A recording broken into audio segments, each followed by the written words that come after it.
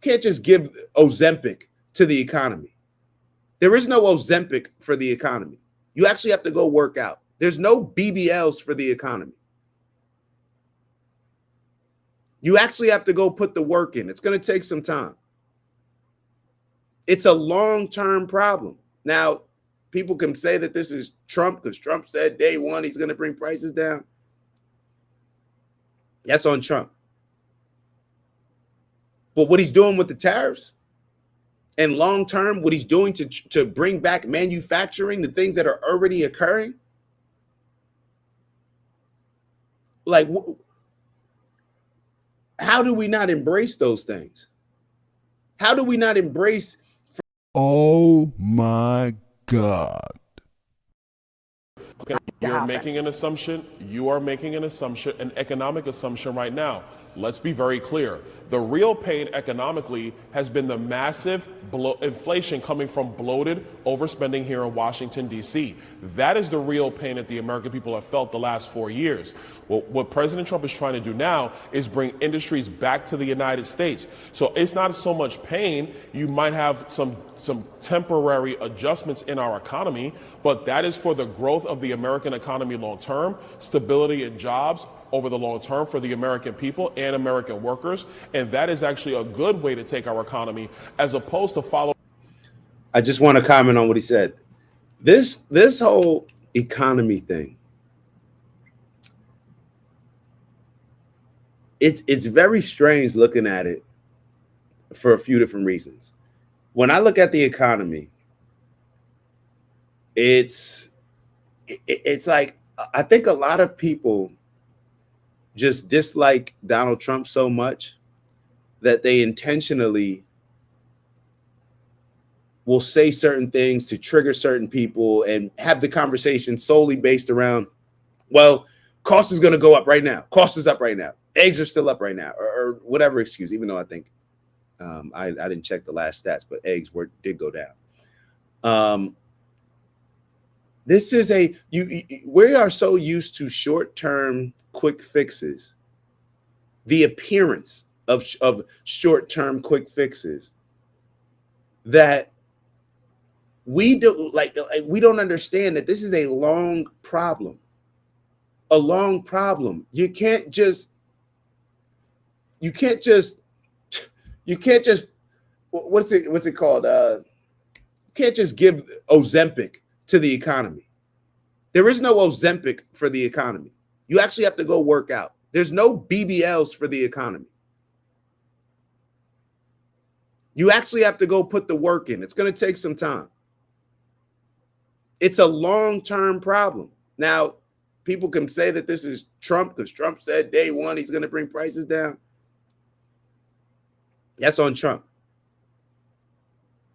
But what he's doing with the tariffs and long-term, what he's doing to bring back manufacturing, the things that are already occurring, like, how do we not embrace those things? How do we not embrace? For 4 years, Joe Biden said that, oh, well, this, and everybody else who gave him an excuse said, well, the border has been an issue for a very long time, and you can't just solve the border with executive action. You need to bring Congress on board. I heard somebody say the other day, I was listening to this conversation. I think it was Patrick Bet-David and this guy, Sam Cedar, on Valuetainment.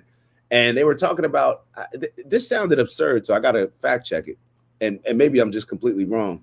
But how many illegal people came into the country over the last 4 years? Hold on. How many people illegally entered the country under Joe Biden?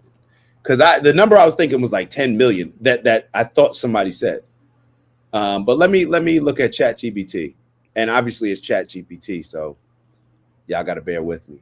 But the reason why I was thinking that is, okay, so it says, during President Joe Biden's administration, U.S. Customs and Border Protection recorded over 7.8 million illegal border crossings. Additionally, there were at least 1.5 million gotaways, individuals detected but not apprehended, bringing the total to approximately 9.3 million. 9.3 million people snuck into a country. and you were getting ready to vote for this man. Ew. Sorry to interrupt the video. We got a new challenge. 20,000 by the end of April. We fell short in March, but we're going to get our goal this month. Thank you all in advance for those that are going to continue to like, subscribe, maybe even leave some comments and let us know how we're doing. And on that note, let me let y'all get back to the video and I'll see y'all soon. Ew. And again, a lot of Democrats. Shouldn't that be one of those things that disqualify you from asking for your job again? Like, imagine if this was any other job in a corporate space, in a team setting or anything, right? And your job was to protect a certain group of people. And the laws that you put out had 9.3 million people coming into the country illegally. 9.3 million people coming into the country illegally. And the same Democratic Party that claims that they are for the people, right? The ones that look out for the lower class, the ones that look out for the middle class, all these. Who do you think those 9.3 million people are really coming in to help? Hold on, I need this camera. I need this screen just to myself right now. I need to have a combo with y'all. When you have 9.3 billion people, it was billion, right? Hold on. No, I'm sorry, million. I'm sorry. That would sound crazy. If I said billion earlier, it's million. When you have 9.3 million people coming to this country, who are they taking jobs away from? Who are they really helping? The Democrats always complain that Donald Trump is actually the one doing things for the elite, right? The upper class, the people that have the businesses, the people that have a lot of money. Keep it real. When these 9.3 million people come in and they're willing to work for less money than the spoiled, bratty, and entitled Americans, then they're taking jobs away from the people that are complaining about doing certain things. And this is, I'm not getting paid enough to work at McDonald's. I need to, whatever it is. Those 9.3, they're willing to do it, probably for less. So in all actuality, who was really looking out for the elites? Who was really looking out for the multimillionaires? Because if you bring in cheap labor into the country, then that seems to me to benefit the people that have the companies, because now they can hire cheaper labor, have a greater margin on whatever products they're selling, and make more money for them, right? And who are they taking away jobs from? If you work in a minimum wage job, now I'm not putting a color demographic on it. I'm talking about people that make less money. If you let's say work for a job where you're making close to minimum wage or minimum wage, which do you have more leverage to negotiate making more money? When you go into your boss's office, your manager, and say, hey, I think I should be getting paid more, for I did this, I do this, boom, boom, boom, A, B, C, boom. This is why I think I should get paid more. And in the back of their mind, they're thinking like, I just had 10 people just pull up. Some were under the table. Oh, well. Some they're trying to help. They got their papers now. They got at least to where they're able to work. So it doesn't have to be under the table. Let's be very clear. Those people that are used to the conditions in their country, they'll come and work for like, oh, no, I'll work for half of that. That person saying that they need to make more, I'll work for half of that. Which do you think you have more leverage when you're negotiating to try to make more money? So who is this? Who did the illegal migration really hurt? Who did it really hurt? This is the whole conversation around tariffs.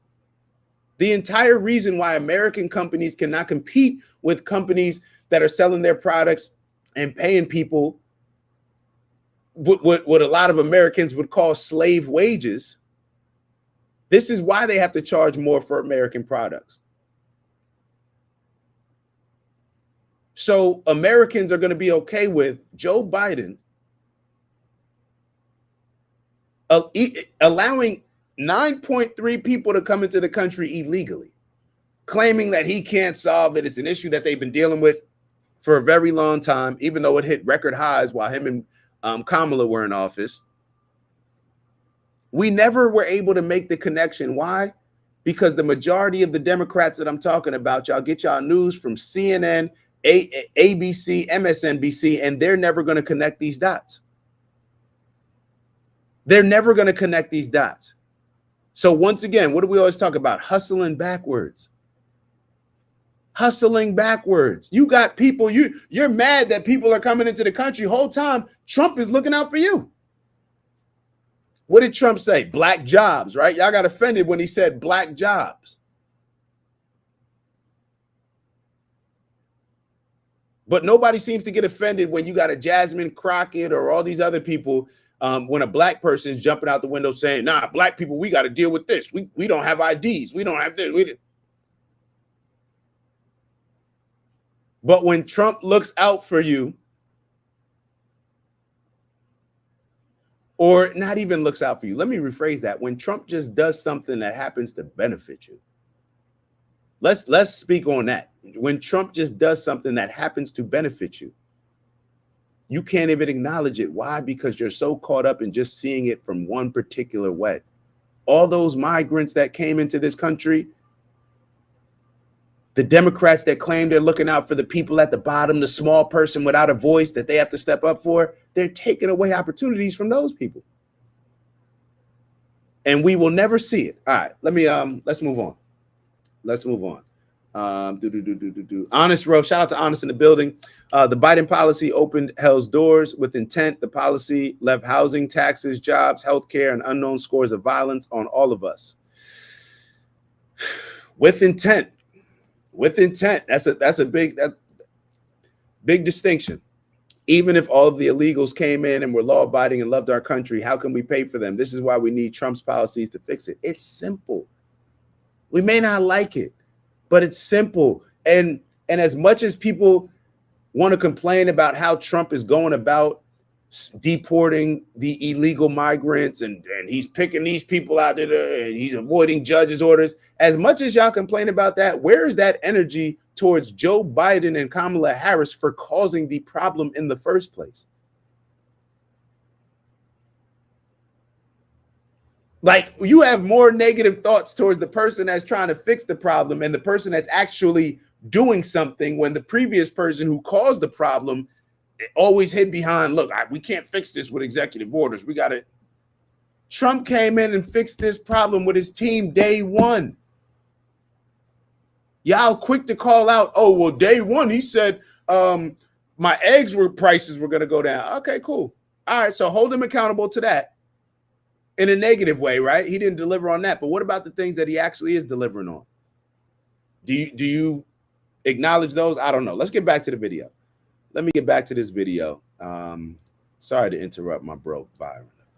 Let's keep going. Following the same terrible policies of the previous administration and the Democrats writ large of just subsidizing industries and raising the debt of the United States. That is not the way that you actually build an economy. There's an old saying in finance: you can make markets jump, but you can't make them fly. And when you follow the old way, the Biden-Obama way of just subsidizing industries, yeah, you make them jump.